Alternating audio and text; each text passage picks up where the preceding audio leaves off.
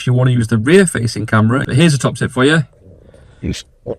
A remote viewing screen placed on the steering wheel, just hanging off, and I can see exactly how I'm framed up. Here's 5 reasons why you shouldn't buy an Apple Watch, and I'm going to give you a couple of reasons at the end why you should buy an Apple Watch. So the first reason you shouldn't buy an Apple Watch is because they're quite expensive. You know, they started at what, £400 or £500, and they depreciate, they lose money. You could buy a good quality watch, a valuable timepiece that would either retain its money, go up in value, something a bit classy that you could have for 20, 30 years. An Apple Watch, you're going to get a few years out of it before it's landfill or recycled. Reason number 2, the notifications. It's endless. It's always beeping, buzzing, vibrating on your wrist. You can turn them all down, but then it's kind of like, well, why have one if you don't want the notifications? But what I have found since having mine is I'm never disconnected. It's always pinging, it's always beeping. The downside to that can be, I can be in a conversation with somebody, I can be talking to them, and if I feel my wrist vibrating with the watch on, I'll pull my watch up and I'll have a look. And it looks rude. I'm checking the notification, I'm having a quick look, but it's just there, it's just going off, so I end up doing it. But it looks kind of like I'm looking at my watch and getting bored of talking to whoever I'm talking to. So that's kind of one of the reasons I don't really like them as well. Reason number 3, the battery life. It is terrible. I had a Garmin before the Apple Watch. That used to last about 4 days, maybe 5, depending on what I was doing, in between charging. The Apple Watch, it needs charging every single day, once a day at least. Even when it was brand new, you might get a day and a half out of it, but what's the point of it running out halfway through the following day? You've got to charge it up every night, which means you can't really use the sleep tracking unless you're charging it through the day. But I don't really use the sleep tracking anyway, but still, the battery life, it is terrible. Reason number 4, depends really on what you're going to do with it. If you're wanting it for fitness, there are better options, I think, in my opinion. I had a Garmin, as I said before that. The accuracy used to seem a little bit better. It used to have a bit more functionality for the sort of fitness side of things. It just seemed a little bit better for that kind of thing.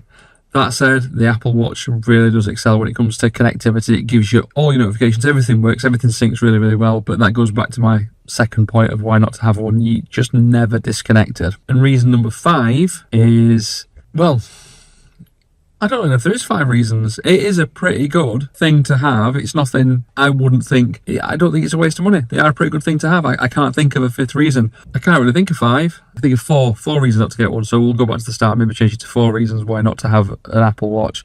I'll give you a couple of good reasons to get one though. 1, the connectivity is brilliant with Apple. It is fantastic. I've got the one that's got the mobile SIM kind of built into it. So I've got 2 phones, one for work, I'm not going to be alone now, one for work, one personal. My Apple Watch is set up to my personal one, which means when I go into meetings or when I'm out and about with work, I don't have to carry my personal phone. I can leave that in the car.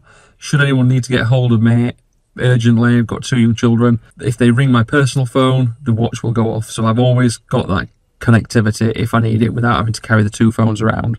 That said, point 2 of why not to have one is you're never disconnected. It can be a real pain.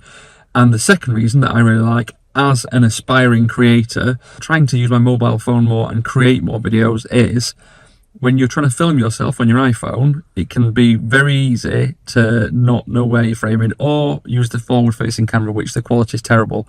If you want to use the rear-facing camera and get the best quality, you can't see how you're sort of positioned in the frame and all that kind of jazz. But here's a top tip for you. Use your watch as a remote viewing screen. I've got mine there, placed on the steering wheel, just hanging off, and I can see exactly how I'm framed up. If I put that back on me now, I'm watching the watch just to the right of the camera, so it kind of looks like I'm looking in the lens. It's not focused on me anymore though, is it?